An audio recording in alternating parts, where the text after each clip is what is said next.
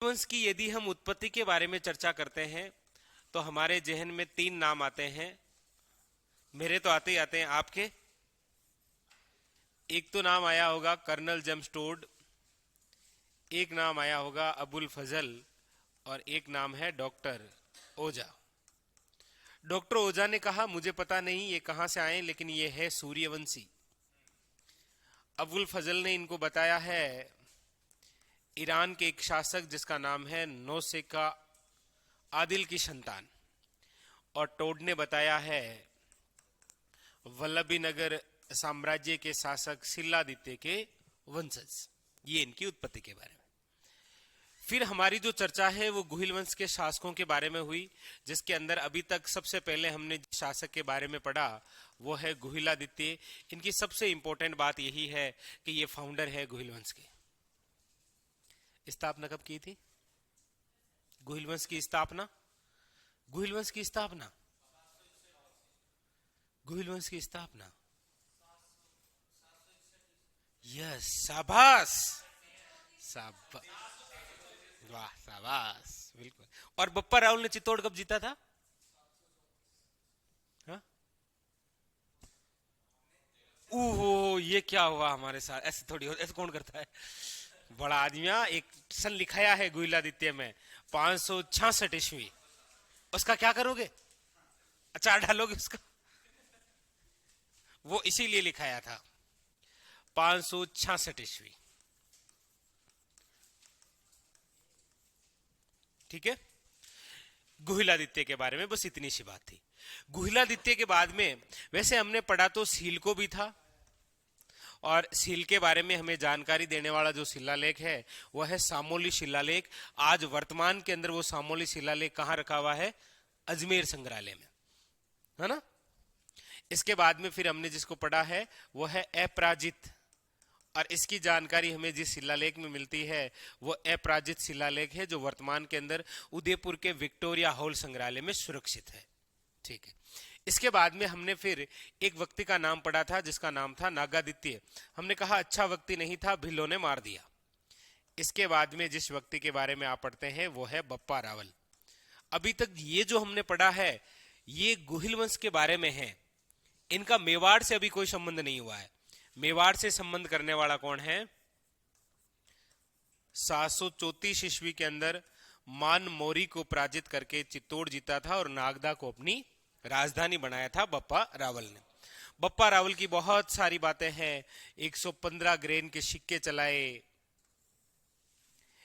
इन्होंने नागदा को राजधानी बनाया, इनके समय स्थापत्य कला का विकास हुआ, यानी कि एकलिंग जी के मंदिर का निर्माण करवाया, साहस बहू के मंदिर का निर्माण करवाया।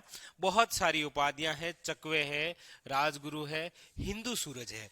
हिंदू सूरज से बहुत सारे हिंदुओं की उपाधियां आपको लिखी, वो आपको याद है, नहीं पूछूंगा।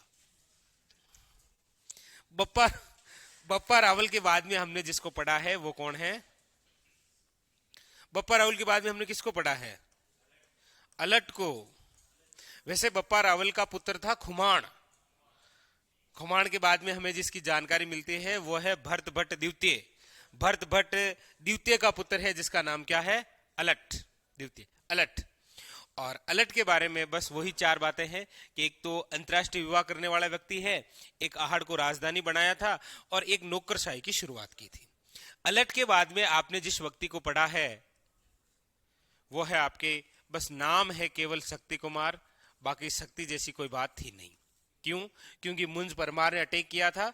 मुंज परमार का जो उत्तराधिकारी है भोज परमार, उसने यहाँ चित्तौड़ के अंदर एक मंदिर बनाया और नागदा में एक तालाब बनाया। क्या नाम था? अरे वाह, ऐसे तालाब कैसे याद रह गया? पानी तो याद रह जाता आपको। भोजासर तालाब कहां पर है? नागदा का प्राचीन नाम क्या है? नागेंद्र। शक्ति कुमार के बाद में कौन शासक बना? तो वो बना था रण सिंह, या फिर इसी का दूसरा नाम है करण सिंह। इनके समय गुहिल वंश का क्या हो गया था? बंटवारा हुआ। इसीलिए इसके बाद में शासक बना था सैम सिंह। ये सैम सिंह वह व्यक्ति है जिन्होंने पहली बार रावल की उपाधि धारण की, क्योंकि रण सिंह के समय गुहिल वंश का बंटवारा हुआ था। एक शाखा बनी जिसका नाम है रावल शाखा, और रावल शाखा के फाउंडर कौन थे? सैम सिंह। चित्तौड़ में स्थापित होने वाले कौन थे? अरे बप्पा रावल। और गोहिल वंश के फाउंडर कौन थे? तो ये हाथ ऐसे थोड़ी रख रहा हूं, मजा थोड़ी आ रहा है, ऐसे ही रख देता, यही इनसे रिलेटेड है। सैमसिंग, सैमसिंग के बाद में कौन बना? सामंत सिंह। सामंत सिंह पर नाडोल के कीर्तिपाल का अटैक हुआ, बेचारा चित्तौड़ से निकला और वागड़ पहुंच गया। 1178 के अंदर वागड़ में गोहिल वंश की स्थापना की, अपनी राजधानी बनाया था किसे? वज्रपटक को, जो वर्तमान बड़ौदा डूंगरपुर। अच्छा, सामंत सिंह के बाद में इसी का भाई बना था जिसका नाम है कुमार सिंह। कुमार सिंह के बारे में इतना है कि कुमार सिंह ने चित्तौड़ किससे छीना था? नाडोल के कीर्तिपाल से। और इसके बाद में हमने जिसको पढ़ा है वो है बहुत अच्छा शासक जिसका नाम है जैत्र सिंह। इसीलिए तो जैत्र सिंह की प्रशंसा में ये कहा गया है कि दिल्ली सल्तनत के सुल्तान के समय मेवाड़ का सबसे प्रतापी और शक्तिशाली कोई राजा है तो वो कौन है? जैत्र सिंह। ये कथन किसका है? डॉक्टर GH ओझा। दशरथ शर्मा ने क्या कहा है जैत्र सिंह को लेकर? मध्यकालीन मेवाड़ का स्वर्ण काल बताया है जैत्र सिंह का। इनके समय एक युद्ध हुआ था जिसका नाम है भूताला। अच्छा, दो दिल्ली सल्तनत के सुल्तानों का आक्रमण हुआ, कौन थे? एक तो इल्तुतमिश, दूसरा कौन था? नासरुद्दीन महमूद, याद रखना। अच्छा, इल्तुतमिश का नाम हमीर बताया गया है कौन से ग्रंथ में? हमीर मद मर्दन, जिसके लेखक कौन है? जय सिंह। ये बात केवल कक्षा 10 मासीबो माध्यमिक शिक्षा बोर्ड की पुस्तक के अंदर है केवल, और कहीं नहीं है। तो बस यहां तक तो आपको याद ही है, मैं क्या पूछूं आपको? ठीक है, तो यहां तक पूछा है, पढ़ाया है, इसका कल टेस्ट है। यस, जगत उदयपुर। और वो आपके क्या है? जगत अंबिका मंदिर का निर्माण किसने करवाया? अलहट ने। ठीक, उसे क्या बोलते हैं? मेवाड़ का खजुराहो। उसके बाद में क्या पढ़ लिया? तेज सिंह भी पढ़ डाला। ओहो, बड़े तेज निकले आप तो, इतने तेज हो।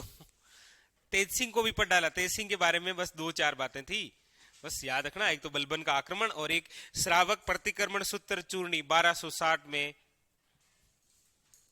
चित्रित हुआ था। किसने किया था? कमल।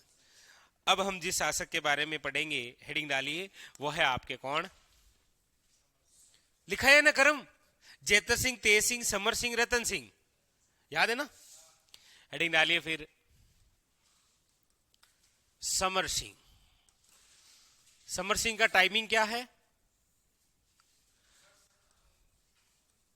1267 से लेकर 1302, ये टाइमिंग है समर सिंह का। समर सिंह की जो भी बातें हैं वो सब 2-2 बातें हैं, ऐसे सब 2-2 बातें हैं। देखो, सबसे पहली बात तो समर सिंह जो है समकालीन, ये किसके समकालीन रहा है? तो याद रखिएगा, समर सिंह 2 के समकालीन है। लिखो समकालीन, पहला हेडिंग डाली समर सिंह, पहला लिखो समकालीन। समकालीन का मतलब यह होता है कि जब मेवाड़ के राजा समर सिंह थे उस समय दिल्ली के कौन थे, यह होता है समकालीन। जैसे आप सब मेरे समकालीन हो, नहीं नहीं, मैं आपके समकालीन हूं, ठीक है, समझे? समकालीन। तो समकालीन एक तो है जेके और एक है एके, लेकिन आपको जेके एके नहीं लिखना है वरना कुछ और समझ जाओगे। एक तो लिखना है जलालुद्दीन खिलजी और एक नाम लिखना है अलाउद्दीन खिलजी। इन दोनों के समकालीन रहा है कौन? समर सिंह। तो आपको वन लाइनर क्वेश्चन पूछा जा सकता है कि मेवाड़ का ऐसा एकमात्र राजा जो जलालुद्दीन खिलजी और अलाउद्दीन खिलजी दोनों के समकालीन रहा है, ये एक ही बंदा है जिसका नाम है समर सिंह। ठीक है, लिख लिया समकालीन। दूसरी बात, समर सिंह का जो मतभेद है वो किसके साथ हुआ है? मतभेद वो हुआ, अब यहां मैं लिखूंगा केवल एक, यानी कि अशोक कुमार नहीं, अलाउद्दीन खिलजी। मतभेद किसके साथ है? अलाउद्दीन खिलजी के साथ कैसे मतभेद है देखो। ये हमारा प्यारा सा राजस्थान,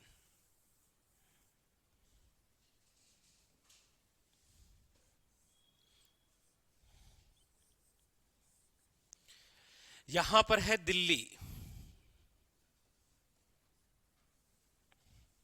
ये आ गया मेवाड़, इधर है गुजरात।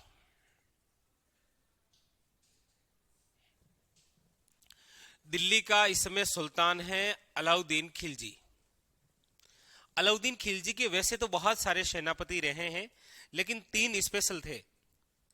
एक था उलुग खां, एक था नुसरत खां और एक था मालिक कपूर। अलाउद्दीन खिलजी का सेनापति जिसका नाम है उलुग खां, अलाउद्दीन खिलजी ने अपनी सेना भेजी थी गुजरात अभियान पर, तो वो सेना गुजरी थी कहां से? मेवाड़ से। चली तो गई, लेकिन जब वापस आ रही थी गुजरात से दिल्ली, तब बीच रास्ते के अंदर कहते हैं कि मेवाड़ के जो शासक हैं जिनका नाम है समर सिंह, इसी समर सिंह ने उल्लुग खां और उसकी सेना से कर वसूला था कि आप जाएंगे तो सही, लेकिन कुछ टैक्स दइए। जैसे आज आप यहां से यदि कहीं और जा रहे होते हैं तो बीच में आता है टोल टैक्स, अपने आप वो डंडा आपके सामने आ जाता है, जैसे 80 रुपए देंगे डंडा ऊपर हो जाएगा, निकल जाएंगे। ऐसे ही डंडा लगा रखा था किसने? तो समर सिंह ने किसके डंडा कर दिया? अलाउद्दीन खिलजी। अच्छा, अलाउद्दीन खिलजी जो द्वितीय सिकंदर कहलाया, यानी कि लगभग संपूर्ण भारत पर अधिकार किया था, तो इसका गुजरात तो आना जाना रहेगा, हमेशा टोल टैक्स थोड़ी देगा। इसीलिए अलाउद्दीन खिलजी ने अभियान करने का सोचा था किसके ऊपर? समर सिंह। लेकिन तब तक समर सिंह की बजाय यहां चित्तौड़ का राजा बन गया था समर सिंह का पुत्र, जिसका नाम क्या है? रतन सिंह। विरासत में केवल जमीन ही नहीं मिलती है, विरासत में दोस्त और दुश्मनी दोनों साथ में और आती है। इसीलिए अलाउद्दीन खिलजी किस पर अटैक करेगा? रतन सिंह पर। जो हम गलती से पढ़ेंगे कि अलाउद्दीन खिलजी पद्मनी को पाने के लिए अटैक कर रहा है, नहीं करेगा, वो नहीं करेगा। क्यों करेगा?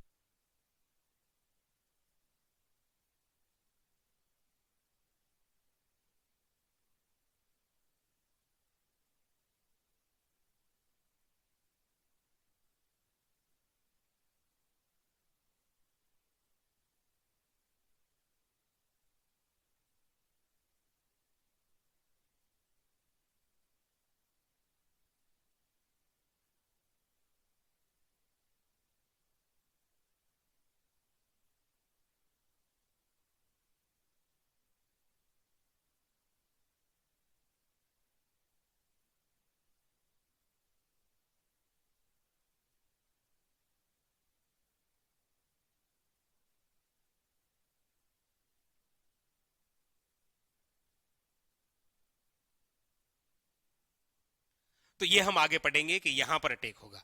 इसका मतलब यह है कि अलाउद्दीन खिलजी और समर सिंह के मध्य जो मतभेद था वो कर वसूलने की वजह से था। और कहां से?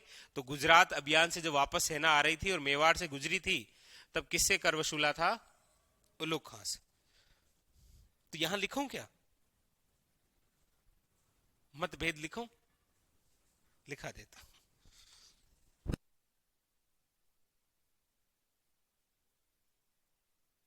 मतभेद लिखा अलाउद्दीन खिलजी के साथ। तो यहां पर लिखो अलाउद्दीन खिलजी का सेनापति, क्या नाम है अलाउद्दीन खिलजी के सेनापति का? उल्लुग खां। और इस उल्लुग खां से याद रखिएगा, समर सिंह ने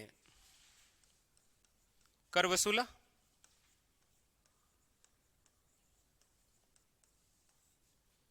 बस इस वजह से क्या हो गया था?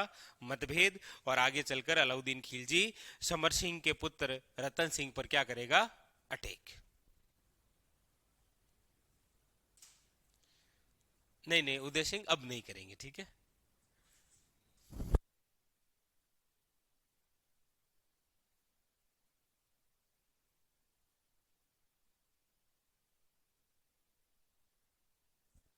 चलिए शाबाश, तो मतभेद हो गया किसके साथ?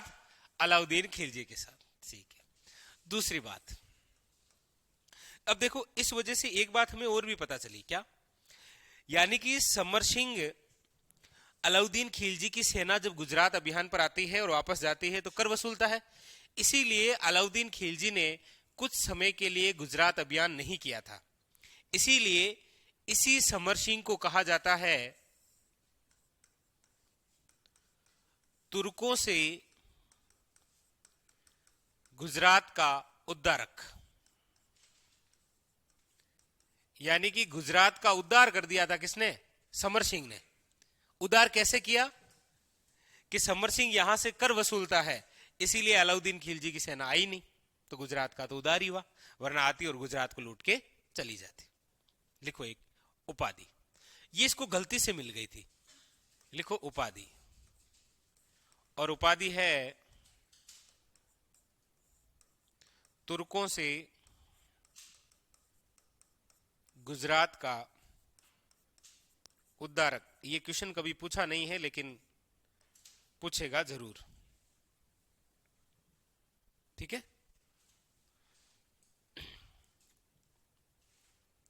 वैसे एक उपाधि आप और भी लिख सकते हैं, उसका उल्लेख तो नहीं है, वो है त्रिलोका।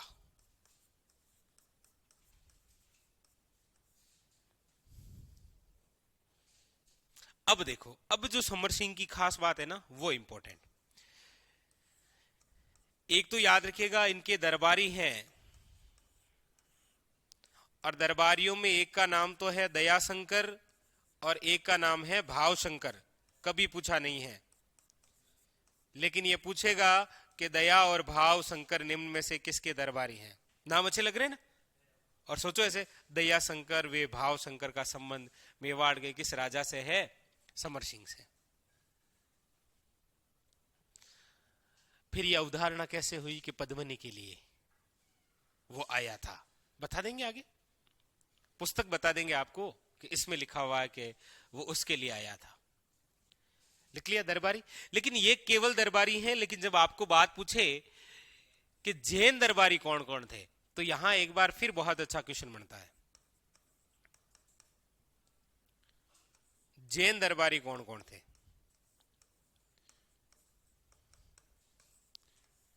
और जैन दरबारी थे रतनचंद्र, और आप ऐसे ही नाम याद रखो, आसानी से याद रह जाएंगे, रतनचंद्र और पार्श्वचंद्र। इधर शंकर और शंकर, इधर दया और भाव शंकर, उधर रतन और पार्श्वचंद्र, ये थे इसके जैन दरबारी। लेकिन इसके शिल्पकार भी दो थे,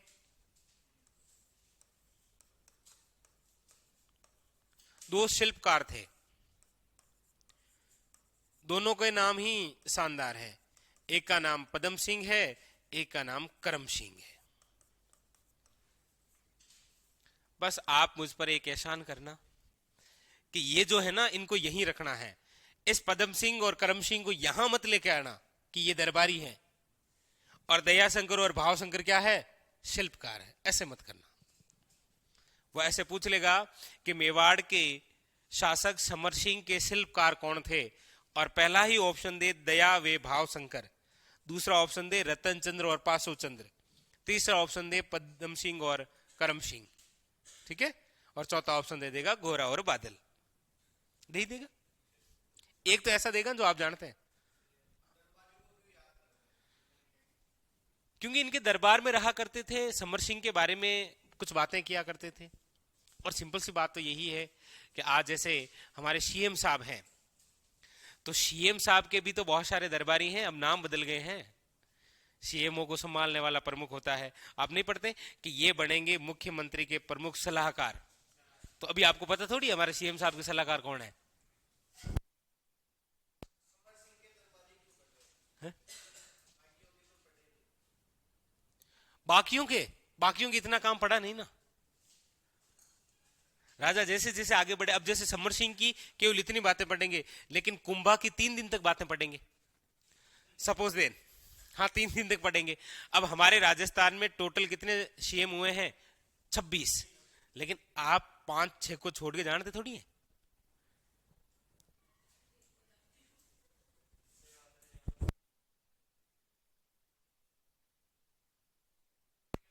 बस वो प्रसिद्धि उतने ही हुए हैं ना। चलिए, तो बस ये समर सिंह की बात कंप्लीट। फिर भी इनकी दो बातें और है। इनके दो पुत्र हैं, ये लिख लिया। अगली लाइन से लिखो दो पुत्र, लिखो दो पुत्र। समर सिंह के दो पुत्र। नहीं, आपको ऐसा नहीं लिखना, आपको तो केवल दो पुत्र लिखना है।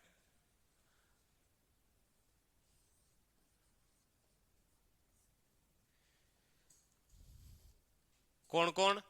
एक पहला और एक दूसरा।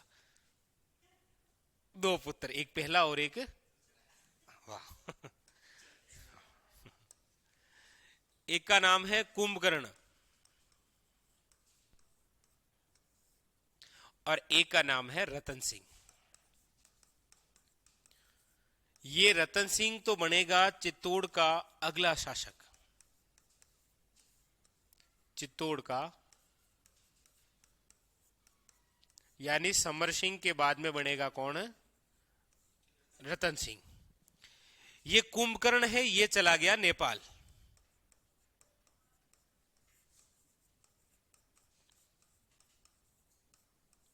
और नेपाल में जाकर गोहिल वंश की स्थापना की। इस कुंभकर्ण का एक निर्माण कार्य जरूर याद रखिएगा। हाँ, इन्होंने एक बहुत प्रसिद्ध मंदिर बनाया था पशुपतिनाथ का। और ये जो पशुपतिनाथ मंदिर है, ये कहां बनाया था? काठमांडू में। काठमांडू, नेपाल। लिखो।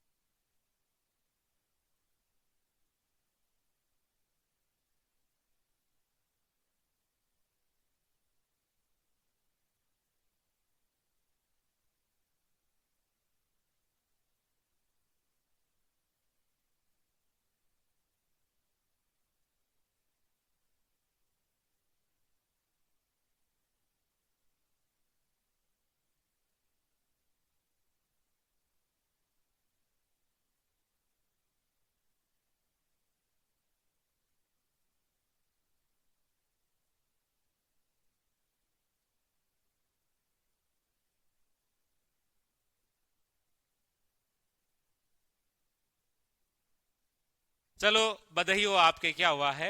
समर सिंह। एक तो याद रखनी है इसके दो पुत्र, कुंभकर्ण और कौन? रतन सिंह। कुंभकर्ण नेपाल चला गया, पीछे कौन बचा? रतन सिंह। ये क्या बनेगा? चित्तौड़ का अगला शासक। दो दरबारी हैं, कौन कौन से? दयाशंकर और भावशंकर। दो जैन दरबारी हैं, कौन कौन से? रतन चंद्र और पाशु चंद्र। दो शिल्पकार हैं, कौन कौन? पदम सिंह और करम सिंह। तो मैं क्या ही उम्मीद करूं आपसे एक महीने के बाद कि मैं ऐसे पूछूंगा समर सिंह के शिल्पकार। समर सिंह शिल्पकार कौन है? ये कौन से आए? चलो आगे हेडिंग डालिए। अगला शासक रावल रतन सिंह। रावल रतन सिंह। रावल रतन सिंह, टाइमिंग लिख लीजिए, टाइमिंग बहुत अच्छी है, बट हमारी तो खराब ही चल रही है। 1302 से लेकर 1303 लिखिए। लिखिए शासनकाल, हेडिंग डालिए रावल रतन सिंह, और या फिर कोष्टक में लिख लीजिए, वरना अलग से लिखना चाहे तो लिख लीजिएगा शासनकाल। ठीक है, चलिए रतन सिंह के बारे में हम चर्चा करते हैं। तो देखिए, सबसे पहली बात,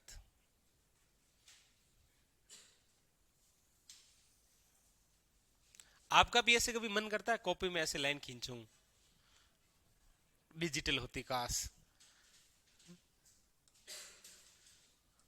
देखो, रावल रतन सिंह, रावल रतन सिंह जिनका टाइमिंग तो आपने लिख लिया था, याद भी रखना है, एग्जाम के लिए इंपॉर्टेंट है, 1302 से लेकर 1303। लेकिन हम जो पढ़ते आ रहे हैं गुहिल वंश, इस गुहिल वंश के फाउंडर तो है गुहिलादित्य। गुहिल वंश का बंटवारा हुआ है किसके समय? रणसिंह के समय। वहां से पहली जो शाखा निकली थी वो कौन सी शाखा थी? रावल शाखा। गुहिल वंश का फाउंडर है गुहिलादित्य। गुहिल वंश का बंटवारा हुआ रणसिंह के समय। रावल शाखा की स्थापना करने वाला पहला व्यक्ति था सैम सिंह। ये जो हम पढ़ रहे हैं ये रावल शाखा का अंतिम शासक है। पहली लाइन लिखो, रावल शाखा का अंतिम शासक।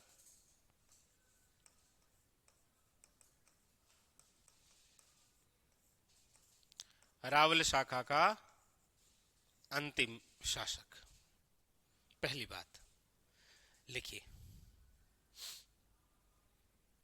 रावल शाखा का अंतिम शासक।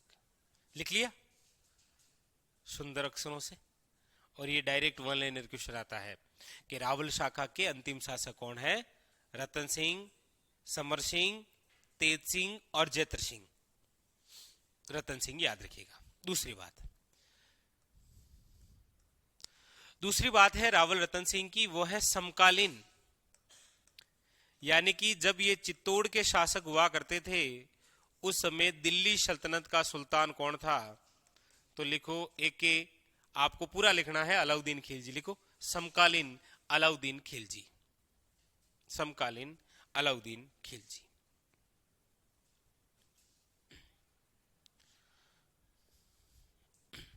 समकालीन अलाउद्दीन खिलजी लिख लिए। अगली बात, रावल रतन सिंह के सेनापति, और सेनापति में लिख लीजिएगा गोरा वे बादल। गोरा वे बादल, ये आपस के अंदर क्या है? चाचा भतीजा है। ठीक है, इसमें चाचा कौन है, भतीजा कौन है? चाचा गोरा है और भतीजा बादल है।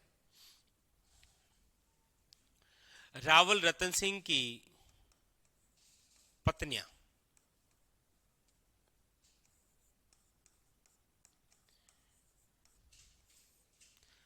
पत्नियों में एक पत्नी का नाम तो था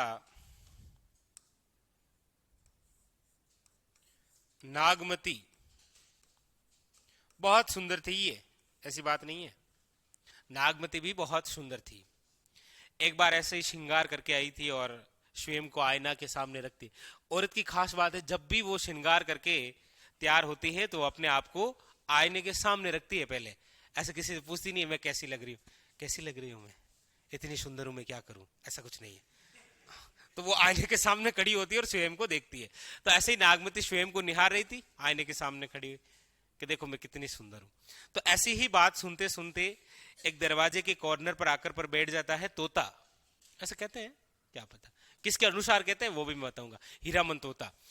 तो हीरामन तोता सुन रहा होता है कि देखो पागल औरत अपने आप को निहार रही है कि कितनी सुंदर हूं मैं, क्या करूं।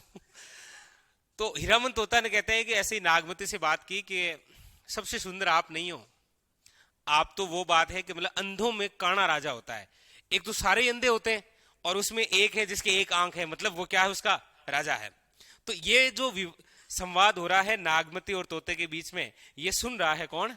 रतन सिंह बार गेट पर। तो क्या ऐसा कैसे? तो बोला सबसे सुंदर यदि विश्व की कोई महिला है तो वो हमारे वहां पर है, जिसका नाम है पद्मनी। और ये बात हीरामन तोता कह रहा है। आज भी आपको यदि हीरामन तोता देखना है या वो मानव जैसा बोलता है या नहीं बोलता है, तो आप जाइए, राजस्थान के अंदर एक राष्ट्रीय उद्यान है जिसका नाम है मुकुंदरा हिल्स राष्ट्रीय उद्यान, जहां पर एक तोता मिलेगा जिसका नाम है गागरोनी तोता। वो हीरामन तोता ही है, वो मानव जैसा बोलता है। हम भी तो जानवरों जैसे बोलते हैं। घर में छोटा बच्चा है तो उसको डराने के लिए कभी शेर की आवाज नहीं निकालते शेर की है, निकलती कुत्ते की है, वो अलग मैटर है। कोशिश तो शेर की करते हैं लेकिन आदत से मजबूर इंसान तो वो हीरामन तोता नागमती को बता रहा है पद्मनी के बारे में। तो कहते हैं कि पद्मनी इतनी सुंदर थी कि वो जब पानी पिया करती थी तो कंटों से पानी बाहर दिखता था, कि मतलब ऐसा पानी जा रहा है। और आपा ने भी पानी मैंने बड़ी माचर गुंदी के वो जा है सब तो इतनी सुंदर थी। ये बात जब रतन सिंह ने सुनी तो रतन सिंह वहां से निकल पड़ा बेचारा। और उस दूसरी पत्नी का नाम क्या है? पद्मनी। अब यहां ये पद्मनी कौन है, इसके बारे में जानते हैं। मतलब ऐसा कहते हैं इतिहासकार कि यदि इसे जयपुर में मध्य रात्रि में खड़ी कर दी जाए ईगल की पहाड़ी पर, पद्मनी को ईगल की पहाड़ी पर, तो पूरे जयपुर में लाइट की आवश्यकता ही नहीं है, उतना प्रकाश था उसमें। किसमें? पद्मनी में। मतलब एक बात देखी जाए तो लाइट का टंटा ही खत्म। हाँ, ईगल की पहाड़ी पर यदि खड़ा कर दी जाए ना पद्मनी को, तो पूरा जयपुर रोशन हो जाए। और फिर मुझे लगता है कि इतिहासकारों ने कहीं ना कहीं बात सही कही थी। यदि पद्मनी ईगल की पहाड़ी पर खड़ी है तो हम अपने घरों में क्या कर रहे हैं? हम भी कहीं खड़े होंगे, ईगल की पहाड़ी के आसपास ही होंगे देखने के लिए। पद्मनी ये कौन थी? देखो ये कहां की थी। सबसे पहली बात तो ये थी सिंहल द्वीप की राजकुमारी। और सिंहल द्वीप का मतलब है श्रीलंका, जिसकी अभी लंका लगी हुई है, पता है ना? अभी कुछ 6 महीने पहले जनता घुस गई थी राष्ट्रपति भवन में, पता है? हुआ था ना श्रीलंका में।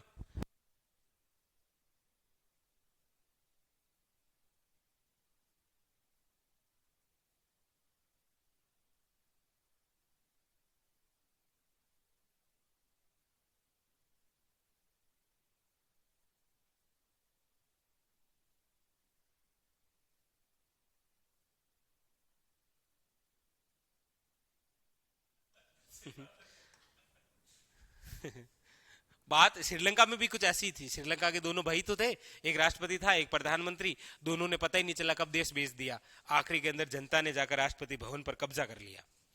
वो ये श्रीलंका है जिसकी क्या लगी हुई है? लंका। तो पद्मनी कहां की थी? श्रीलंका की। मतलब श्रीलंका से हमेशा हमारा रिश्ता रहा है, राजस्थान का कोई ना कोई। नहीं, राम जी भी यहीं गए थे लंका लगाने रावण की, श्रीलंका ही तो गए थे ना। तो पद्मनी कहां की थी? सिंहल द्वीप श्रीलंका की। इनके पिताजी का नाम क्या है?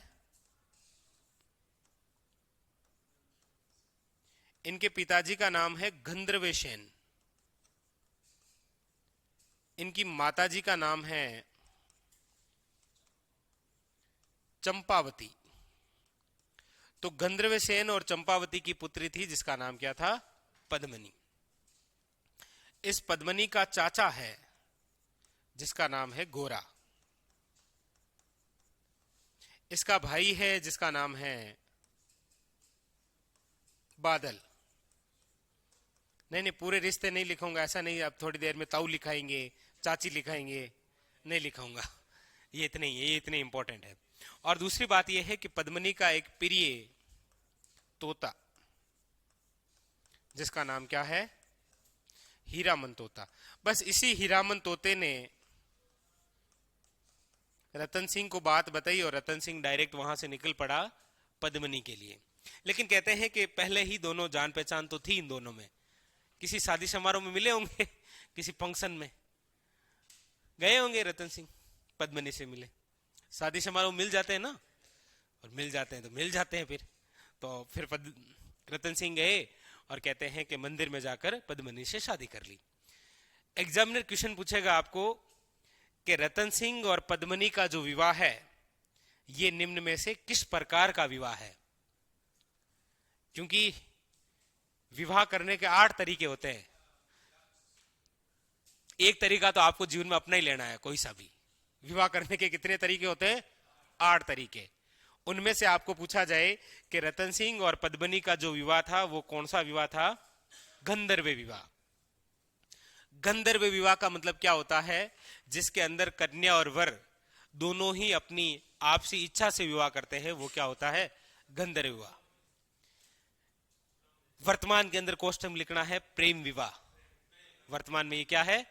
प्रेम। इसका उल्टा क्या होता है? राक्षस विवाह। किसी कन्या को उसके घर से उठाकर लेकर जाना, शादी कर लेना, क्या होता है? राक्षस विवाह। ठीक है, विवाह तो है ही। ये लिख लिया, यहां तक लिख लिया आपको?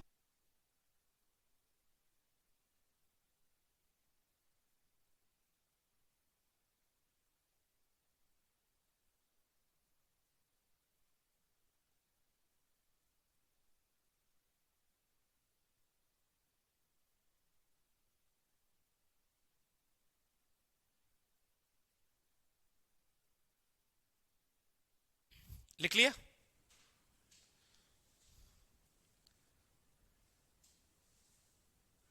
सर रतन सिंह को मना नहीं किया, काहे दुख है ये लिख लिया ये लिख लिया यहां तक। इसके बाद में लिखो विवाह।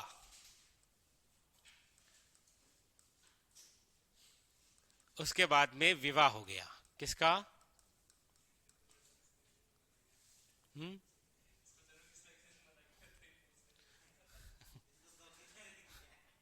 रतन सिंह और पद्मनी।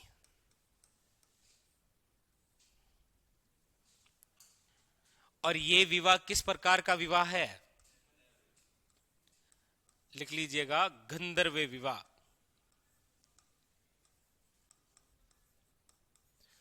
आप यदि पूछेंगे कि सर इस विवाह की जानकारी कहां से मिलती है, तो एक ग्रंथ है जिसका नाम है पद्मावत। पद्मावत ग्रंथ के अनुसार। अच्छा, इसके कोष्टक में लिख लेना वर्तमान प्रेम विवाह।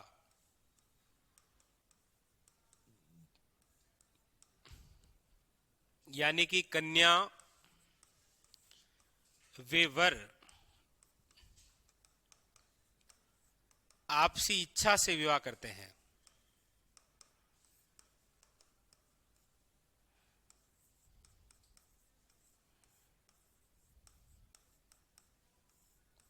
क्या कहलाता है? गंधर्व विवाह।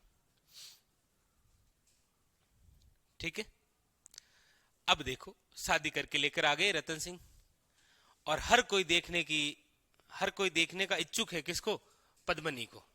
चाहे वो दरबारी हो, चाहे वो चित्तौड़ की जनता हो, चाहे चित्तौड़ के सरदार हो, या फिर देश के कोई अन्य राजा हो, वो भी पद्मनी को देखने के बड़े इच्छुक है।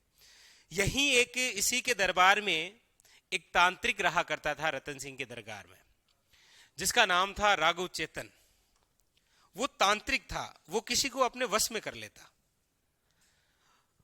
तो रतन सिंह को ऐसे ही उड़ती उड़ती खबर मिली कि ये जो राघव चेतन है इसकी नजर पद्मनी पर है, यानी कि ये पद्मनी को अपने वश में कर सकता है। ये बात हमें बताता है पद्मावत, मैं नहीं बता रहा हूं, पद्मावत बता रहा है कि वश में कर सकता है तांत्रिक। अब रतन सिंह बेचारा इतना दूर यहां से गया, श्रीलंका से लेके आया, बहुत मेहनत की है, ऐसा कैसे जाने दे किसी को। इसीलिए कहते हैं कि रतन सिंह ने राघव चेतन को दरबार से हमेशा के लिए बाहर निकाल दिया।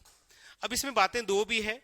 एक तो ये भी है कि राघव जो चेतन इसके दरबार में रहा करता था, ये क्या है कि यहां की जो गुप्त सूचनाएं हैं वो दिल्ली के सुल्तान तक पहुंचाया करता था, जिसका नाम था अलाउद्दीन खिलजी। क्योंकि आदमी पैसों के लिए कुछ भी कर सकता है, बहुत कम लोग हैं जो पैसों की वजह से नहीं है, मतलब जो पैसों से नहीं बिकते हैं, वरना सही कीमत होनी चाहिए, सब बिकता है दुनिया में। हाँ, तो इसीलिए कहते हैं कि रतन सिंह को जब ये बात पता चली कि राघव चेतन ऐसे हमारे साथ गद्दारी कर रहा है, हमारी जो गुप्त सूचनाएं हैं जो किसको दे रहा है, दिल्ली सल्तनत के सुल्तान अलाउद्दीन खिलजी को, इसीलिए इसने इसको बाहर निकाल दिया। लिखो, तांत्रिक, क्या नाम था? राघव चेतन। मूवी देखिए पद्मावत, उसके अंदर है ये राघव चेतन जिसकी चोटी है।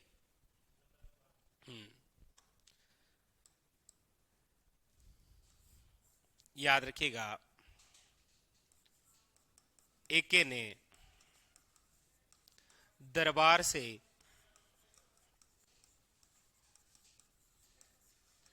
बाहर निकाल दिया। अच्छा, रतन सिंह ने, सॉरी सॉरी, रतन सिंह ने।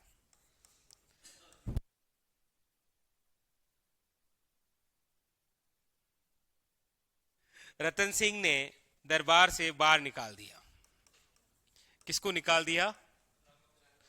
राघव चेतन को जब दरबार से बाहर निकाला तो सिंपल सी बात है, राघव चेतन उस व्यक्ति की जरूर तलाश करेगा जो रतन सिंह से शक्तिशाली हो, और इस समय शक्तिशाली एक ही है, वो है अलाउद्दीन खिलजी।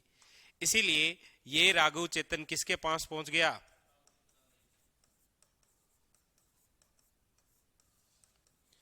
ऐसा कहते हैं कि राघव चेतन बांसुरी बजाया करता था और बड़ी सुंदर बजाया करता था ये। ऐसे ही एक बार दिल्ली के बाहर राघव चेतन बांसुरी बजा रहा था और उसकी आवाज जो है वो अलाउद्दीन खिलजी के कानों में पड़ी, तो बोला ये कौन है, इस शख्स को लाया जाए, पेश किया जाए।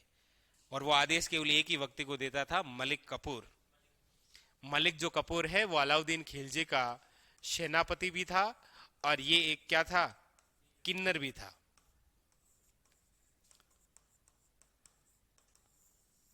जब अलाउद्दीन खिलजी के सेनापति उलुग खां और नुसरत खां गुजरात अभियान पर गए थे तो इस बंदे को 1000 दिनार में खरीदा था, इसीलिए इसे 1000 दिनारी भी कहते हैं। किसको? मलिक कपूर को। इस मलिक कपूर को हरम का पहरेदार रखा जाता था। हरम वे स्थान है जहां पर मुस्लिमों की पत्नियां, उनकी बहनें, उनकी माताएं रहती है। उसकी सुरक्षा के लिए हमेशा कौन होते हैं? किन्नर। और किन्नर कौन था? मालिक कपूर। इसे आदेश दिया कि जाओ, ये हमारे होते हुए दिल्ली में कौन बजा रहा है, तो लाया पकड़ के किसको? राघव चेतन को। और कहते हैं कि इसी राघव चेतन ने अलाउद्दीन खिलजी को बड़ा चढ़ा के बोल ही दिया। ये तो हमारे दरबारियों की हमेशा खास बात रही है कि राजा को बोल दो। हाँ, जैसे क्या होता है, एक विद्यार्थी जब तैयारी कर रहा होता है ना, तो हमने गांव में ये भी महसूस किया है कि जब कोई विद्यार्थी दिखावा करने लग जाता है ना पढ़ाई का, पढ़ाई एक शांत कमरे में की जाती है। बड़े बड़े युद्ध एक 4 दीवारों के भीतर एकांत में लड़े जाते हैं। मैदान में तो केवल लोगों को दिखाया जाता है कि ऐसे लड़े हैं हम, बाकी युद्ध की जो प्लानिंग है वो एक कमरे में होती है। तो जब एक विद्यार्थी, ग्रामीण क्षेत्रों में देखा है मैंने, शहरी क्षेत्रों का पता नहीं, जब वो ऐसे स्टेटस वगैरह लगाना शुरू कर देता है कि आज से मैं ये शुरू करूंगा, तो फिर उसके जो दोस्त है ना वो उसको चढ़ा देंगे, इतना क्या पढ़ना है, तेरा तो वैसे ही हो जाएगा, तेरा तो वैसे ही हो जाएगा, अरे तू तो वैसे ही होशियार है शुरू से ही। बेचारे को के उसका सिलेक्शन नहीं होता है। हाँ, सच्चाई हकीकत है।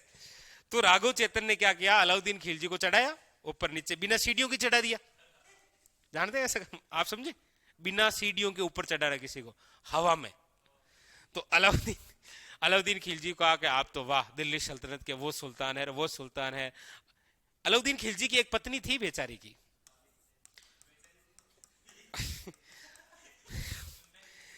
उसका नाम ही चिमना बेगम था। क्या नाम था? अलाउद्दीन खिलजी की पत्नी थी जिसका नाम था चिमना बेगम।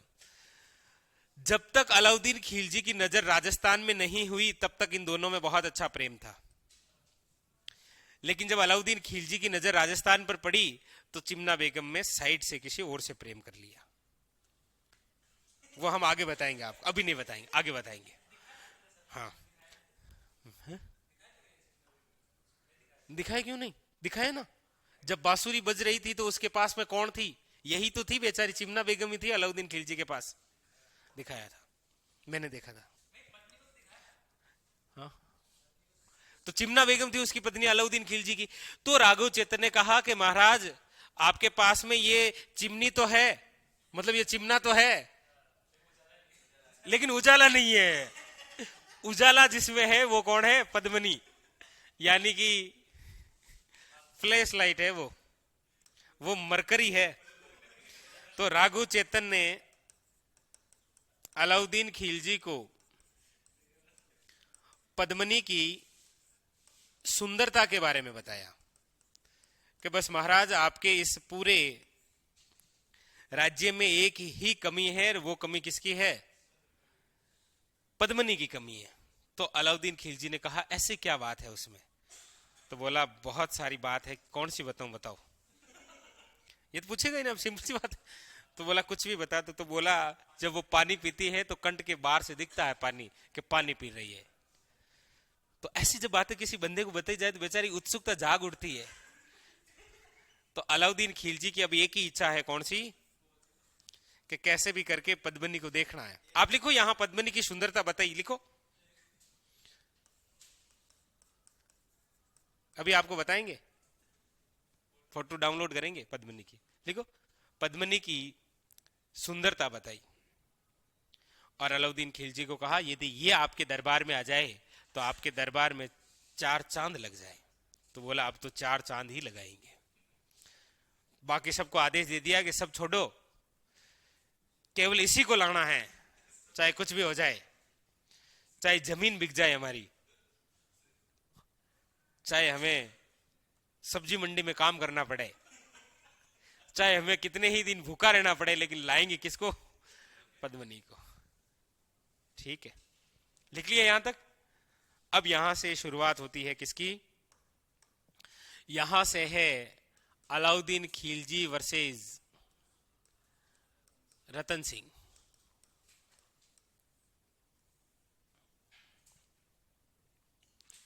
संघर्ष।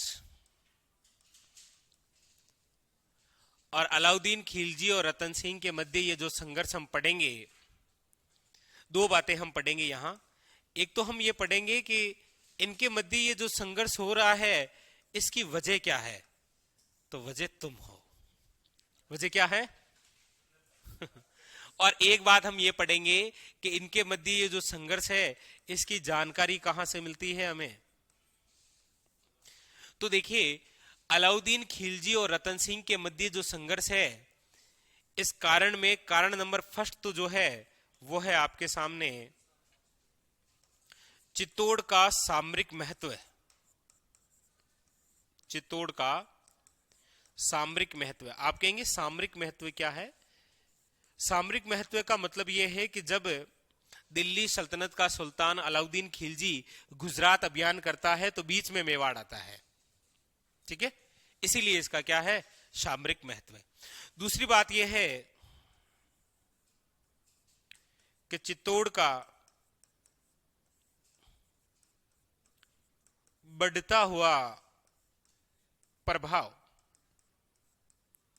धीरे धीरे आप देखेंगे, जैसे बप्पा रावल से ही हम शुरुआत कर लेते हैं, तो बप्पा रावल ने भी गजनी तक विजय प्राप्त की थी। उसके बाद में आप बात कर लीजिए जेतर सिंह। जेतर सिंह ने इल्तुतमिश को पराजित किया था, मूंछ काट ली थी हमने, याद है ना। और उसके बाद में देखिए समर सिंह, जो कि डायरेक्ट मुकाबला कर रहा है किसे? अलाउद्दीन खिलजी से, कर वसूल रहा है सेना को। मतलब चित्तौड़ का बढ़ता हुआ क्या है? ये प्रभाव भी है। लेकिन तीसरी सबसे बड़ी बात, पद्मनी की सुंदरता।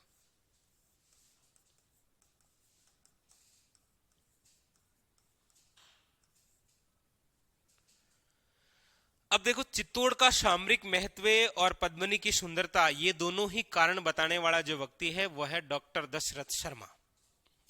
पूछा जाए कभी कि अलाउद्दीन खिलजी और रतन सिंह के मध्य चित्तौड़ को लेकर जो संघर्ष हुआ, इसका मुख्य कारण क्या था? तो पद्मनी की सुंदरता। इसी वजह से हम स्टोरी पढ़ेंगे पूरी। और ये जो हम सारा कुछ पढ़ेंगे, इसकी जानकारी हमें 2 ग्रंथों से मिलेगी। एक ग्रंथ का नाम तो है खजाइनुल फुतू, आपकी तरह है, बिल्कुल छोटा सा नाम, खजाइनुल फुतू। इसके जो लेखक हैं, नाम बोलो, क्या नाम है ये? वाह, खुसरो, अमीर खुसरो, जिसे बोलते हैं तूतिया हिंद, हिंदुस्तान का तोता, बोलते हैं ना अमीर खुसरो को। और दूसरी जानकारी जिस ग्रंथ में मिलती है वो है पद्मावत, और पद्मावत के जो लेखक हैं वो है मलिक मोहम्मद जायशी।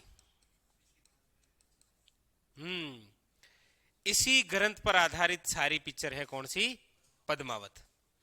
और ये जो ग्रंथ है ये जिस भाषा में लिखा गया है वो है अवधी भाषा। और ये कब लिखा गया और घटना कब की पढ़ेंगे हम? ये जो इनके मध्य संघर्ष हो रहा है ये कब हो रहा है और लिखी कब जा रही है? तो सोचो क्या क्या लिखा होगा अपने मन से। हाँ, बस लिख लो। बट एक क्वेश्चन सबसे शानदार है, बताओ कौन सा? क्वेश्चन ये है कि मलिक मोहम्मद जायसी द्वारा अवधी भाषा के अंदर लिखा गया ग्रंथ पद्मावत निम्न में से दिल्ली के किस शासक के समय लिखा गया था? मतलब 1540 में दिल्ली का राजा कौन था? तो 1540 में था शेरशाह सूरी। याद कीजिए 1544 में गिरिशुमेल का युद्ध होता है एक। तो कोष्टक के अंदर यहां लिखना है कब लिखा गया था? शेरशाह सूरी के समय। ऐसे क्वेश्चन पूछे जाते हैं घुमा घुमा कर। शेरशाह सूरी के समय उतारिए, उतारिए शेरशाह सूरी के समय। अभी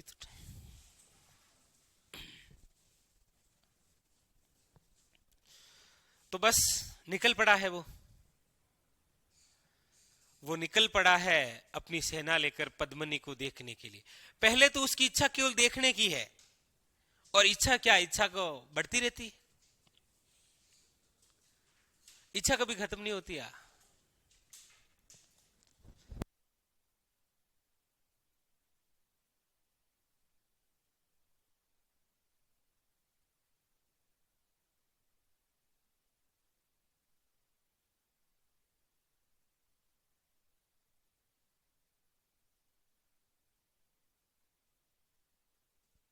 यहां तक लिख लिया, सारी बातें यहां तक क्लियर है। आइए आगे बढ़ते हैं। तो अब यहां अलाउद्दीन खिलजी जो है वो संपूर्ण सेना लेकर आ जाता है किसको देखने के लिए? पद्मिनी। लेकिन ऐसे कौन दिखाए भाई? आप तो थोड़ी देर में और बोल दे और दिखाओ और दिखाओ, ऐसे कौन दिखाएगा भाई? ऐसे कौन दिखाता है? और वैसे ही हमारे राजस्थान की तो एक अलग ही परंपरा रही है जो सबसे पूरे भारत में हमारे राजस्थान को सबसे अलग करती है, यहां की कल्चर। और हमारे यहां पर महिला कोई प्रदर्शन की चीज नहीं है कि हर किसी के सामने रख दिया जाए, ठीक है। लेकिन आज का टाइमिंग ऐसा है कि लोग प्रसिद्धि पाने के लिए सबसे पहले अपनी पत्नी को आगे करते हैं कि ये रही। हाँ, लेकिन वो अलग बात थी भाई, ऐसी बात नहीं है कि आज भी नहीं है, आज भी है। आज भी आप गांव में घूमिए, आपको पता चलेगा कि कल्चर क्या है। ऐसा नहीं है कि शहरों में नहीं है, शहरों में भी है। ऐसे शहर वाले नाराज मत हो, होठ मत उठाओ। हाँ, लिख लिया यहां तक, आगे बढ़े। ये कोष्टक में जरूर लिखना शेरशाह सूरी के समय लिखी गई है 1540। तो अब देखिए आगे।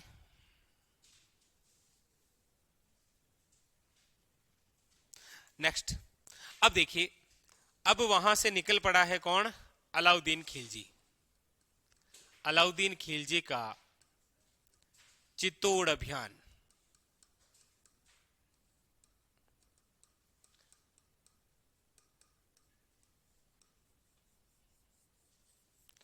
तो वैसे तो राघव चेतन ने सब कुछ बता ही दिया था इसको कि देख जितना तू सोच रहा है ना उतना वो है नहीं, उसका नाम रतन सिंह है। हाँ,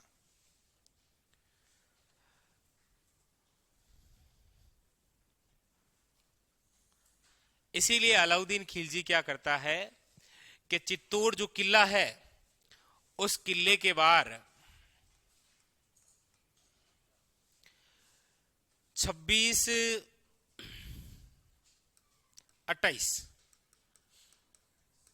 28 जनवरी 1300, आज क्या डेट है?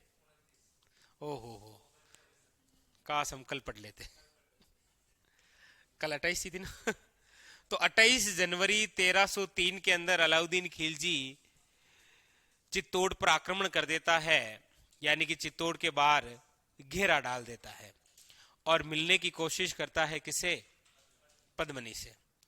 अलाउद्दीन खिलजी दिल्ली से आया था तो अपने साथ सामान सामग्री सब लेकर आया था कि पता नहीं कब मौका मिले देखने का, पता नहीं कब मेला लगाएंगे लोग, क्या पता मेले में आए। बहुत सारी इच्छाएं रहती हैं। तो वो अपना राशन सामग्री सब कुछ लेकर आए थे, बाहर पांडा लांडा लगा लिया और वहां पर खिचड़ी बन रही है, खा रहे हैं और वेट कर रहे हैं। अलाउद्दीन खिलजी अपने साथ में उस किन्नर को भी लेकर आया जिसका नाम क्या है? मलिक कपूर। तो अलाउद्दीन खिलजी वेट करता है, आखिर में वेट नहीं होता है। तब कहते हैं कि चित्तौड़ के जो राजा है रतन सिंह, उनके पास में एक बुलावा भेजा जाता है अलाउद्दीन खिलजी का कि हम तो आपसे मिलने आए हैं। तब कहते हैं कि रतन सिंह अलाउद्दीन खिलजी को मिलने के लिए किले में बुला लेता है, लेकिन अलाउद्दीन खिलजी तो जिसको देखने आया उसी को ढूंढता रहता है। आपने देखा होगा उस मूवी के अंदर वो सीन, जब वो जैसे उस किले में घुसता है तो वो चारों ओर वही देखता है कि कहाँ है पद्मनी, कहाँ है नहीं। उसके साथ में फिर खाना वाना खाने बैठ जाता है और फिर वो खेलने भी लग जाता है, ऐसे खेलता है ना शतरंज वतरंज कुछ। आपने देखा ये मूवी? मैं तो क्या बताऊं, या मूवी चलूं, वो सीन चल रहा क्या? तो आखिर में बेचारा अलाउद्दीन खिलजी रतन सिंह को कह देता है कि जिसे हम देखने आए हैं वो आपके चित्तौड़ की शोभा पद्मनी कहाँ है। तब कहते हैं रतन सिंह वहां गुस्सा हो जाते हैं उस पर, क्या बोला गुस्से में? तो कहते हैं कि रतन सिंह बहुत गुस्सा हो जाते हैं। उसके जो सेनापति हैं गोरा और बादल, वो भी तलवार लेकर अलाउद्दीन खिलजी को मारने चलते हैं। लेकिन रतन सिंह कहते हैं कि हमारे राजस्थान, हमारे राजपूतों में ये है नहीं कि हम किसी अतिथि को बुलाकर मारें, उसके घर में घुसकर ही मार देंगे, इसीलिए हम आपको जीवित जाने दे रहे हैं। कहते हैं कि फिर अलाउद्दीन खिलजी बातों ही बातों में रतन सिंह को मना लेता है कि यह तो ऐसे ही मजाक था। ये तो क्या था? मजाक था। लेकिन ये भी है ना कि ख्वाहिश भी तो पूरी करनी है। तब कहते हैं कि वहां पर एक ऐसा कार्यक्रम किया जाता है, जैसे ये एक पानी का कुंड है, ये क्या है? एक पानी का कुंड है। ये पानी का कुंड किसी दर्पण में दिखता है। दर्पण समझ गए? कांच। और अलाउद्दीन खिलजी को यह कहा जाता है कि इस दर्पण में आपको वो पद्मनी दिखाई देगी, लेकिन केवल सेकंडों के लिए। तब कहते हैं कि पद्मनी इस जल कुंड के पास में आकर खड़ी होती है। वो जल कुंड की परछाई किसमें दिखती है? उस दर्पण से देखता है अलाउद्दीन खिलजी पद्मनी को और क्या राफा फाट जाए। किसको देख के? पद्मनी को। कि मतलब दर्पण में, यानी कि वो खड़ी है जल कुंड के पास में, वो जल कुंड की परछाई किस में दिख रही है? कांच में। और कांच से कौन देख रहा है? फिर भी इतना आकर्षित हो गया तो बोलो सामने होगा तो जीव निकल जाए बापड़ा को, इतना तेज था किसमें? पद्मनी। फिर उसके बाद में कहते हैं कि अलाउद्दीन खिलजी और रतन सिंह बातें करते करते किले के बाहर आ जाते हैं। और अलाउद्दीन खिलजी जैसे ही किले के बाहर कदम रखता है रतन सिंह को पकड़ लेता है, क्योंकि बाहर तो उसकी खुद की सेना है ना। पकड़ के लेकर चला जाता है दिल्ली और पद्मनी के पास में संदेश भेजता है कि यदि रतन सिंह चाहिए तो आप स्वयं आ जाइए दिल्ली। ऐसी बात होती है ना, शर्त रखी जाती है। फिर कहते हैं कि पद्मनी चित्तौड़ की जनता, चित्तौड़ के आन मान सम्मान के लिए स्वयं चित्तौड़ से निकलती है दिल्ली के लिए, लेकिन अपने साथ में लेकर जाते हैं बहुत सारे सैनिक महिलाओं के वेश में। और फिर उस दिल्ली के अंदर प्रवेश करते हैं।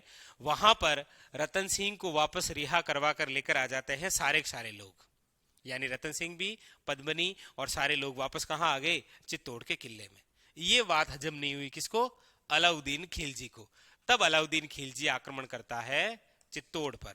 डेट पूछी जाती है आपको कि अलाउद्दीन खिलजी का चित्तौड़ पर आक्रमण कब हुआ था? 28 जनवरी 1303। लेकिन अधिकार कब हुआ था? तो अधिकार हुआ था 26 अगस्त 1303। तब जाकर चित्तौड़ पर क्या हुआ था? अधिकार हुआ था। इस बीच में एक क्वेश्चन पूछा जाता है कि अलाउद्दीन खिलजी का चित्तौड़ पर कितने माह तक घेरा रहा।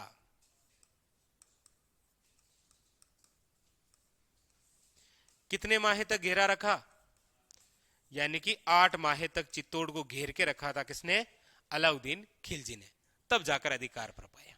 ठीक है, तो यहां से ये तीनों इक्वेशन है। आक्रमण कब हुआ, अधिकार कब किया, और कितने माह तक घेरा डाला, ये लिखो। फिर आपको बताते हैं कि इस आक्रमण की वजह से क्या हुआ। ठीक है, आक्रमण में क्या क्या हुआ, कितने क्या हुआ, कहां पर क्या हुआ, और फिर आपके लिए बिल्कुल आपके जैसा ही प्यारा सा क्वेश्चन जिसका आंसर आप मुझे देंगे। मुझे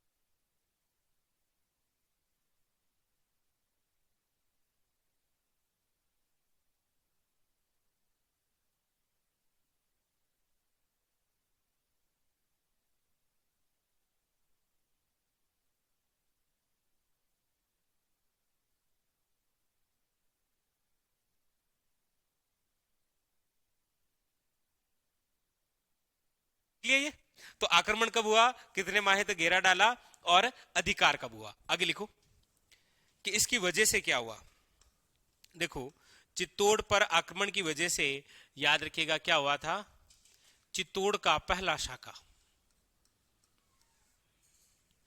इस आक्रमण की वजह से क्या हुआ, चित्तौड़ का पहला शाखा। अब आपके लिए यहां पर एक शब्द है नया, साका। साका क्या होता है?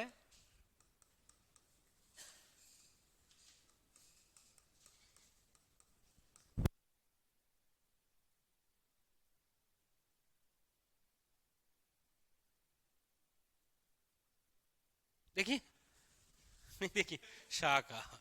तो साका क्या होता है? साका जोहर और केसरिया जब होता है तब क्या बनता है? शाका।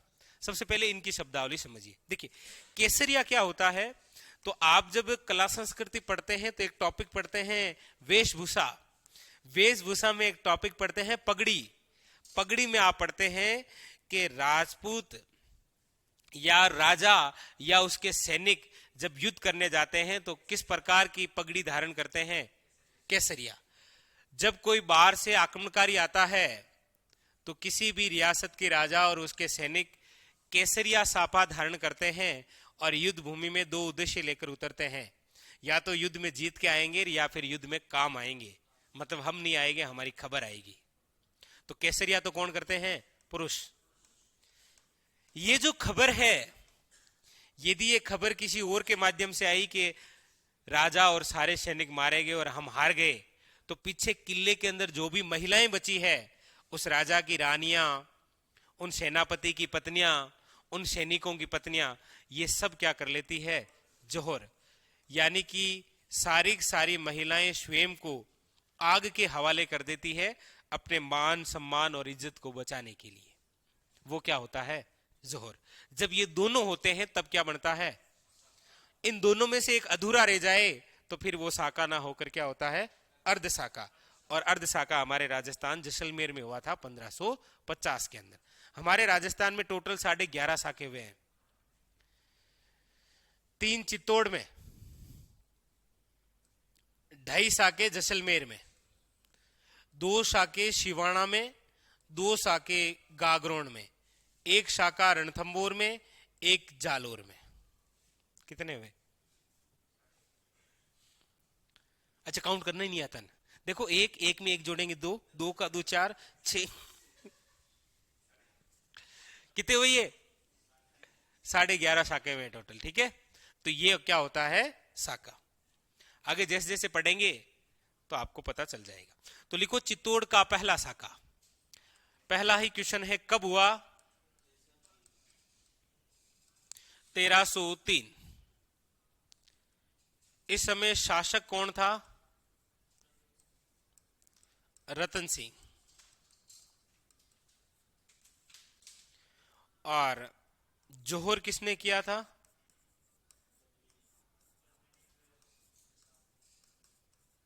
पद्मनी ने। लेकिन आक्रमणकारी कौन था?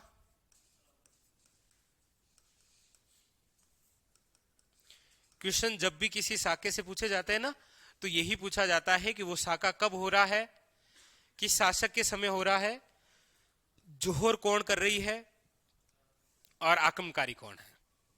ये लिखो। और रतन सिंह ने क्या किया था? केसरिया किया। इसमें रतन सिंह के सेनापति गोरा और बादल भी वीर गति को क्या हो गए थे? प्राप्त हो गए थे। वो भी मैं आपको और लिखूंगा। पहले एक बार ये लिखिए कि उस आक्रमण की वजह से कौन सी घटना हुई।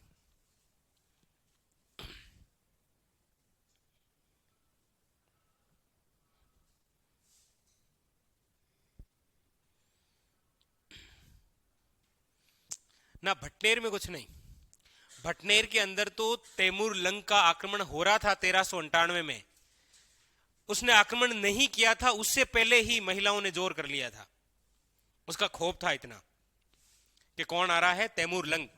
तो वो एकमात्र एग्जाम्पल मिलता है बटनेर में, जहां पर हिंदू महिलाओं के साथ मुस्लिम महिलाओं ने भी जोहर कर लिया था।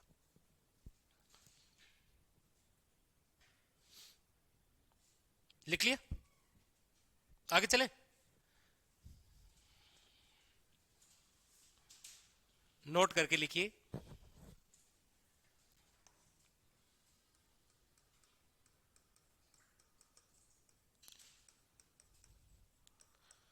राजपुताने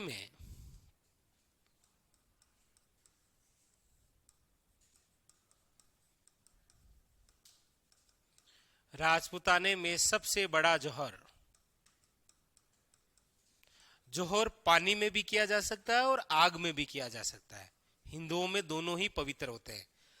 आग के चारों ओर तो फेरे लेते हैं शादी के समय, और पानी का उपयोग अक्सर कसम खिलाने के लिए किया जाता है। और कसम कौन खाता है? याद रखना, सच बोलने के लिए कसम नहीं खाई जाती है। कसम खा के आपसे कोई बात कर रहा है, इसका मतलब क्या है? झूठ बोल रहा है।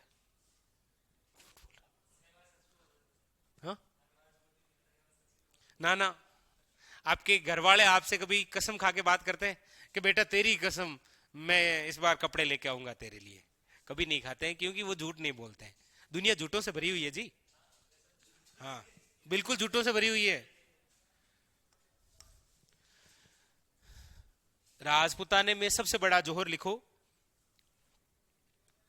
चित्तौड़ का पहला साका हुआ ना, उसी समय है। चित्तौड़ का पहला साका 1303 में। तो इसी समय राजपुताने का सबसे बड़ा जोहर हुआ, क्योंकि इसके अंदर लगभग 1600 महिलाओं ने जोहर किया था।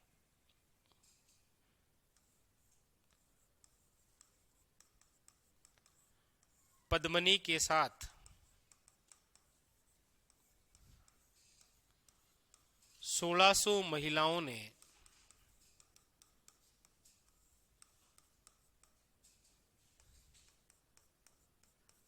जोहर किया। बिल्कुल। मेरा क्वेश्चन आपसे यही है विद्यार्थियों, प्यारे विद्यार्थियों, क्वेश्चन यही है, जोर मेला कब भरता है? मैंने पहले किया था, मेरे को एक क्वेश्चन पूछा, वो यही क्वेश्चन है भाई। ये कोई नहीं बताएगा जोहर मेला चित्तौड़गढ़ में भरता है, वो मुझे पता है कहां भरता है, लेकिन आपको बताना है कब भरता है ये। और मजेदार बात क्या बताऊं? मजेदार ये बात है कि मेले त्योहारों का चौथा मेला यही लिखाया था आपको। पहला पेज याद नहीं है आपको, देखो ये हालत है। नहीं इनको, आपको नहीं, इनको देखो, देखो इनको देखो, इनकी हालत ये देखो।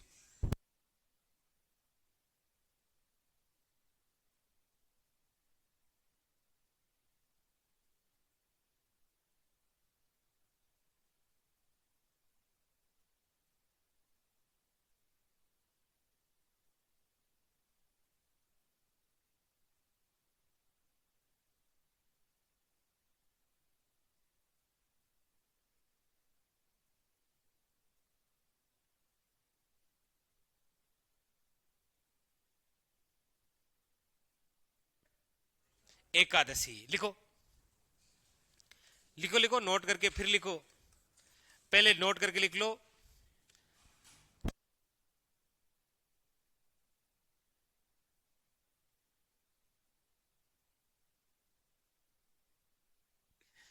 लिखो जोहर मेला।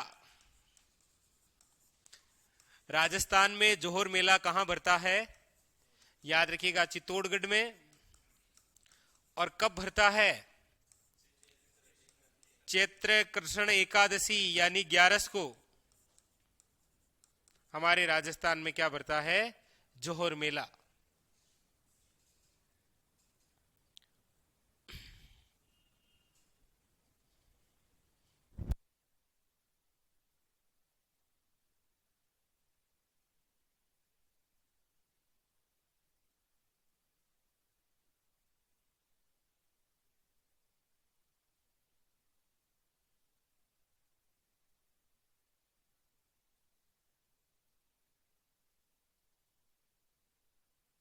लिख लिया जोहर मेला। तो ये जो आक्रमण हुआ उसकी वजह से क्या क्या हुआ, तो ये आपके सामने। अब इसके अलावा कुछ और भी महत्वपूर्ण घटनाएं हैं, जैसे लिखिए, लिखिए गोरा बादल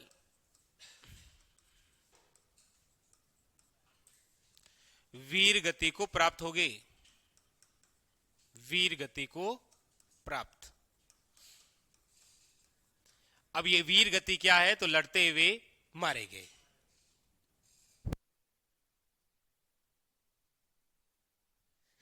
यहां पर दो प्रकार के क्वेश्चन बनते हैं।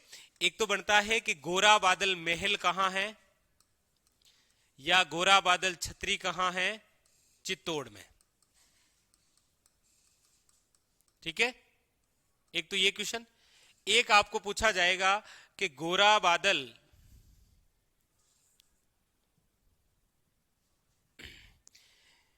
गोरा बादल की चौपाइयां किसने लिखी थी?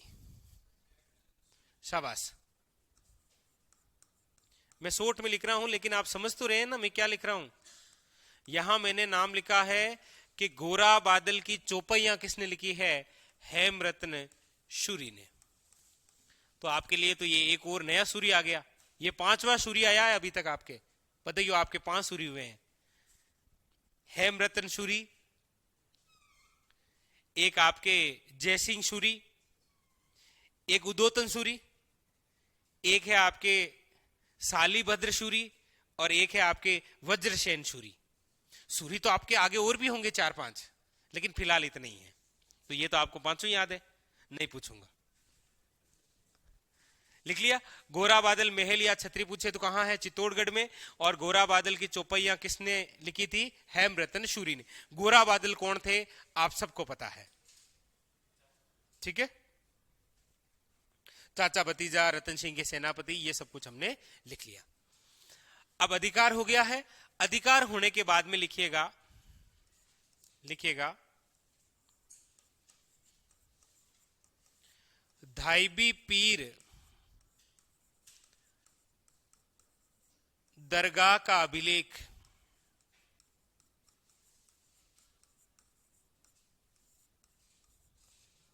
अभिलेख है ये,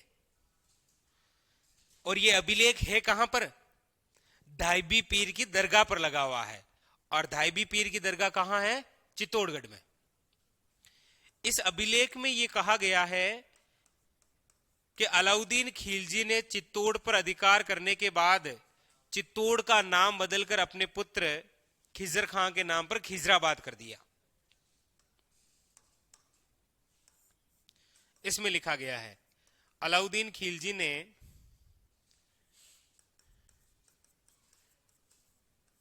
चित्तौड़ का नाम बदलकर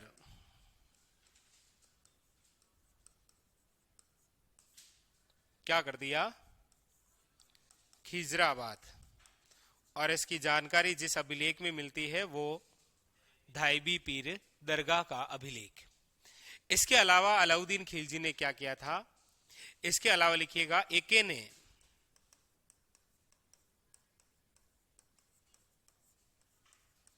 गंभीरी नदी पर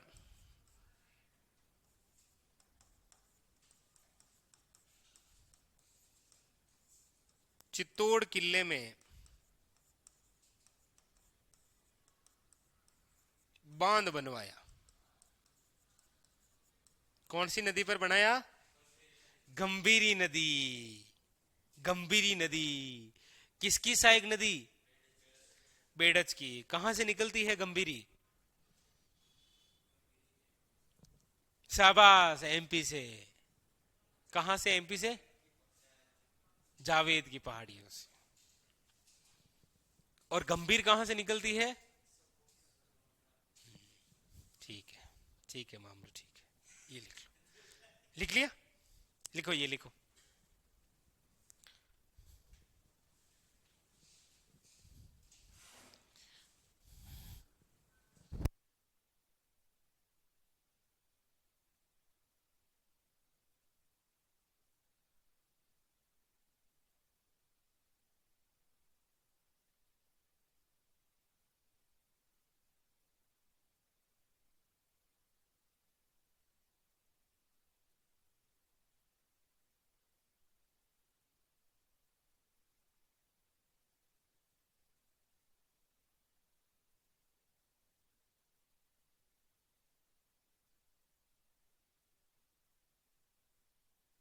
लिख लिया।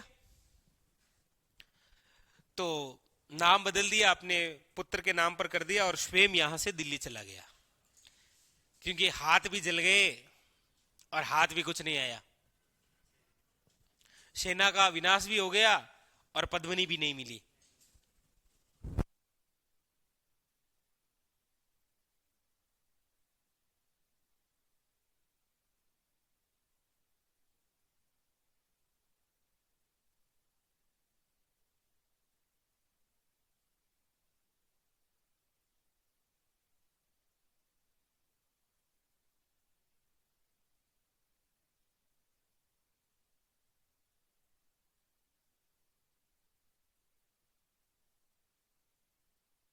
चले आगे। अब देखिए इसके बाद में, अब चित्तौड़ की स्थिति क्या है वो समझिए। अब चित्तौड़ की स्थिति कैसी है, कैसी है, खराब। अब तो चित्तौड़ की स्थिति कैसी हो गई, खराब। ये जो चित्तौड़ की स्थिति है ये 3 टाइमिंग में आपको बता रहा हूं, देखो। एक तो है 1303 के अंदर तो किसका अधिकार हो गया,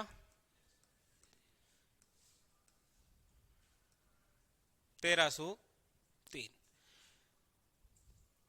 1303 से लेकर 1313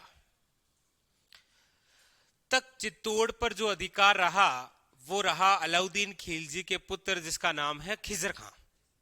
याद रखिएगा, 1303 से लेकर 1313 चित्तौड़ की स्थिति क्या रही, तो चित्तौड़ पर अधिकार किया था, चित्तौड़ का प्रशासन किसने चलाया था, खिजर खान ने। और ये खिजर खां कौन है,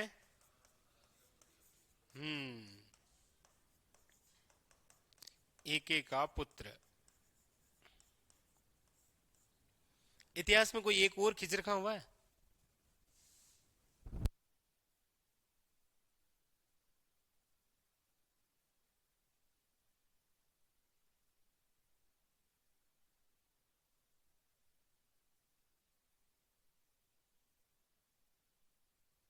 तो 1303 से लेकर 1313 तक चित्तौड़ पर जो अधिकार किया वो किसने कहा था?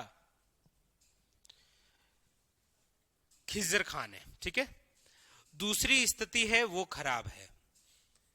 1313 से लेकर 1320 चित्तौड़ सौंपा था खिज्र खान ने कानड़देव सोनगरा के भाई को, जिसका नाम है मालदेव सोनगरा। तो 1313 से लेकर 1320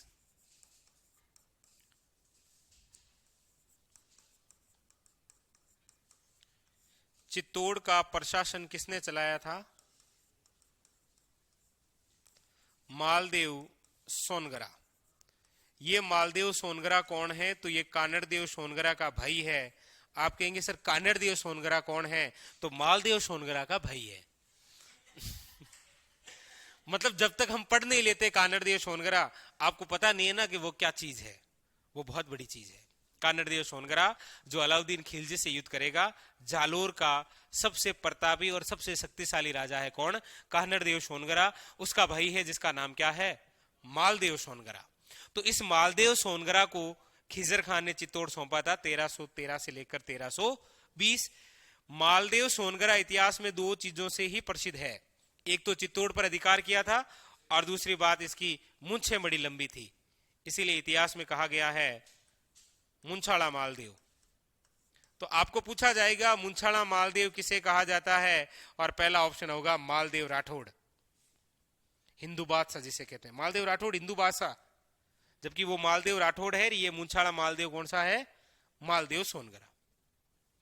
उसके बाद में चित्तौड़ पर 1320 से लेकर 1326 यहां पर चित्तौड़ पर जो अधिकार करेगा वो कौन है?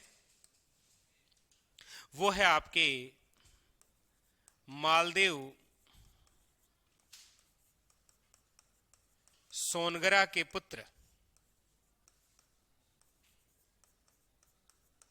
पुत्रों का चित्तौड़ पर अधिकार। अब मालदेव सोनगरा के पुत्र है कौन? तो डॉक्टर जीएच ओझा तो कहता है कि इसके पुत्र का नाम है जैसा सिंह, लेकिन रणकपुर अभिलेख ये कहता है कि मालदेव सोनगरा के पुत्र का नाम है बनवरी या बनवीर। जो भी हो वो हम आगे लिख लेंगे, ठीक है, या यही लिखा दूं? पुत्र कौन है? जैसा सिंह। ये कौन कहता है? डॉक्टर ओझा। और इसी के पुत्र का नाम हमें मिलता है बनवीर या बनवरी। ये मिलता है कहां से? रणकपुर अभिलेख। तो आप देखिए चित्तौड़ की जो हालत है वो 1303 से लेकर 1326।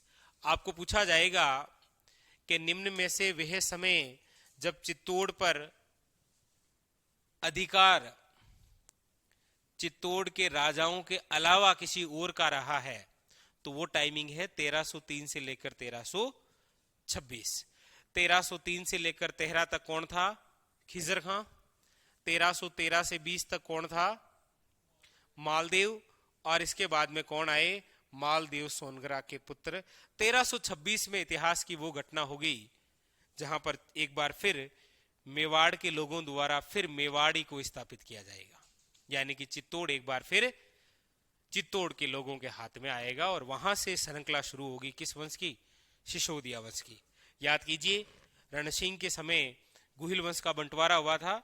उसके दो पुत्र थे, एक तो सैम सिंह जिसने रावल शाखा की स्थापना की, और दूसरा था राहाब जो कि सिसोदा गांव चला गया था। उस राहाब के जो वंशज हैं वो यहां आएंगे और क्या करेंगे? चित्तौड़ पर अधिकार। वो सिसोदा गांव से निकले हैं, इसीलिए क्या कहलाएंगे? सिसोदिया। और सिसोदिया वर्तमान यानी सिसोदा गांव वर्तमान के अंदर राजसमंद जिले में। आप लिखो, ये लिखो, आप लिखो।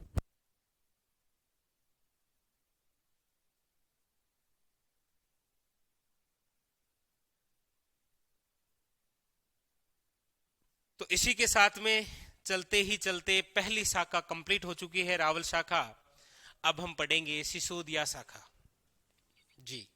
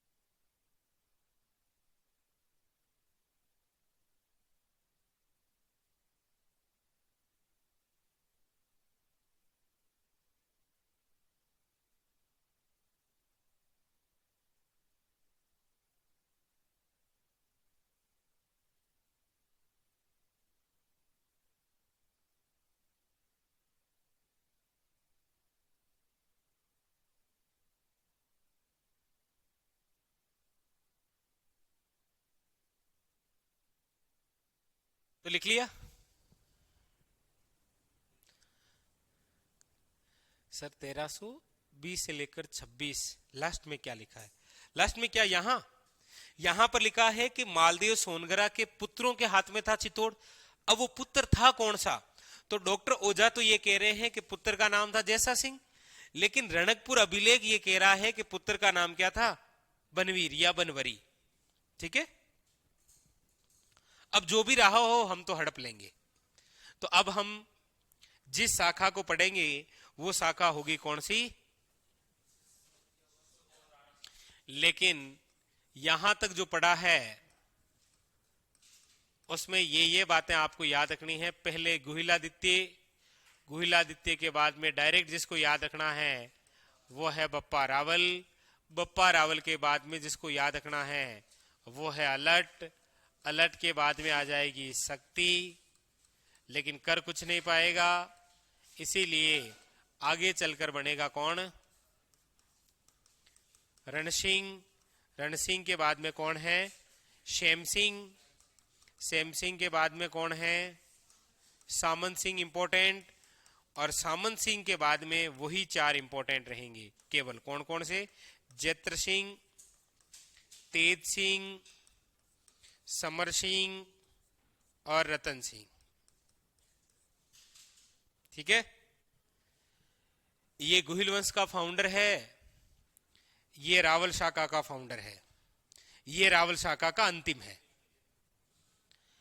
ये चित्तौड़ के अंदर स्थापित करने वाला पहला राजा है 734 के अंदर बप्पा रावल। अलट नौकरशाही की शुरुआत करने वाला है। शक्ति कुमार के समय चित्तौड़ पर अधिकार हुआ था परमारों का। रणसिंह के समय गुहिल वंश का बंटवारा हुआ। सामंत सिंह के समय ये बेचारा वागड़ चला गया और वागड़ में गुहिल वंश की स्थापना हुई। जैतर सिंह ने इल्तुतमिश को हराया था। तेज सिंह के समय मेवाड़ चित्रशैली के अंदर प्रथम ग्रंथ चित्रित किया गया था। समर सिंह अलाउद्दीन खिलजी से पंगे लिए थे, रतन सिंह को भुगतना पड़ा था। खत्म।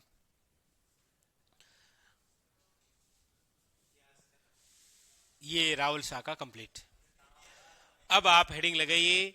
अगली जिस शाखा की मैं बात करूंगा वो है सिसोदिया शाखा।